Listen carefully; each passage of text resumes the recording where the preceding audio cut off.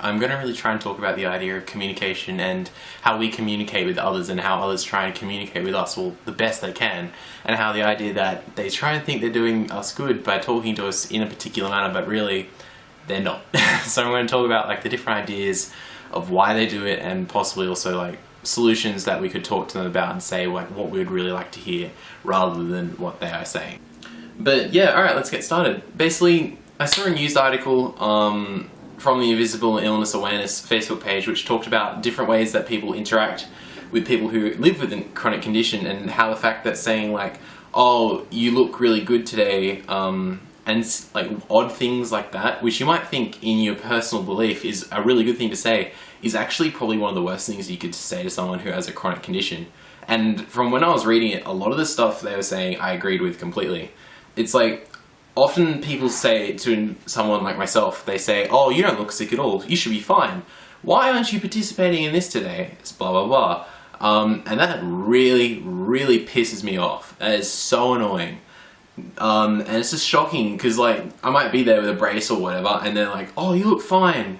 Oh, you should just get over it, it's alright. Just try this, you know, supplements, or try this doctor, or anything. And you go, I got my own team, I got everything, and not all supplements are great, let be that. And then because of EDS, you can't take all that really like herbal stuff, like not bashing the herbal stuff, but it's like, because you have a dodgy stomach as an EDS person, a lot of the stuff, like the herbal remedies, is not very good on my stomach and other people's stomach to begin with. So often, and that's also the same with a lot of the pharmaceutical drugs as well. It's like, you cannot rely on all these kinds of things to try and, you know, really fix you. You got to try little bits and pieces, but at your own opinion, not what other people say.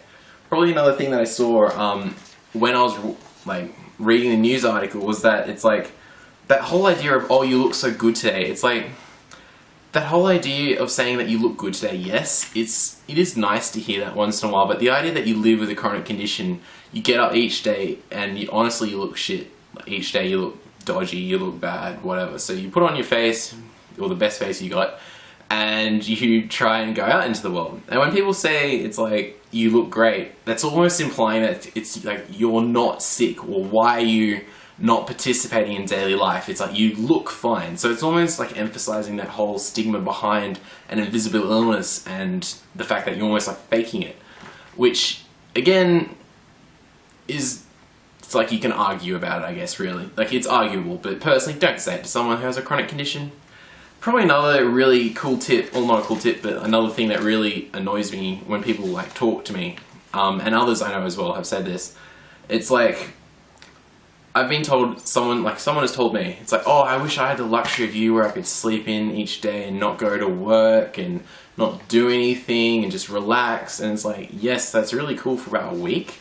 And after that, it's shocking. I would much rather be able to go to uni and participate and get really good grades, like what I was actually aiming for, and have a job, and so I'm not getting money off my parents all the time, and actually participate in life, go out with my friends, all that kind of thing. And instead, we try and do the very bare basics of life, which for me is like go to uni and then probably come home and do a little bit of study and crash. And on top of that, you're dealing with all your EDS, so my dislocations and stomach problems and pain in general, and all that fun stuff. And then you deal with any medical medicine side effects. So any new drugs you might be taking might make me drowsy, or you can't sleep properly, changes your appetite, skin's been a big problem for me recently, just anything like that. So, and you're adding all those things on top of a normal life, which can often quite drain your energy levels. And then as well, EDS, a lot of people deal with chronic fatigue, and you add all those things together and you get a really hard life for sure. And that's the big deal, I guess, is you get a hard life and you got to make the best of what you got. Basically, some other things, I guess, some things that you could say to someone who has a chronic condition, instead of saying like, oh, you look good, or why aren't you participating today, is like, even just saying like, what's up, what can I help you with, I'm here for you, is a lot like nicer, and I'd love to hear that. I love to hear it a lot more often if it's like possible. But it's one of those things that, it's the small things that count, and just even hearing that, you might not ever talk to the person about your problems, but just hearing it is a really, really great thing to hear.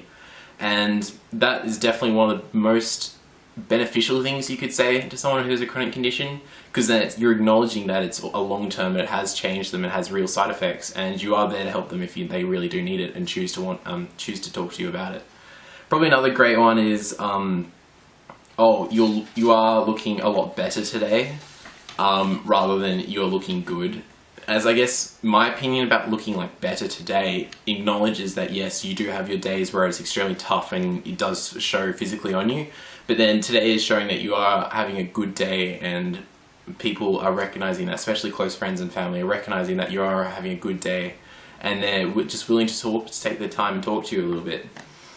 And then probably that is one key thing relating to invisible illnesses in general. Like, I've had many past experiences where people have called me a hypochondriac, a hypocrite, general just liar, all that kind of thing, and all they just don't know what to talk to me about, because I'm sitting there with like 3 or 4 braces on, and then I got bruises and scarring and everything, and they really don't know what to say, and they're like, holy crap, what has this guy done? Have you gotten into a back alley fight or something? It's like, no, I'm just special. And we are all special who have EDS and any other invisible illness for that matter, and you got to really just be able to put those negative comments behind you and just listen to the positive ones overall, so it doesn't affect your life and you can try and live the best possible life you can with the hardships on top of it. So I guess that's really the message today, is just be careful what you say to someone who has an invisible illness or a chronic condition as well, but then at the same time, if you do have those things said to you, try and do your best to ignore them or just put them behind you. Don't dwell on them, as they can really upset you or just generally annoy you, and they do bring you down, and you just really need to learn to ignore them.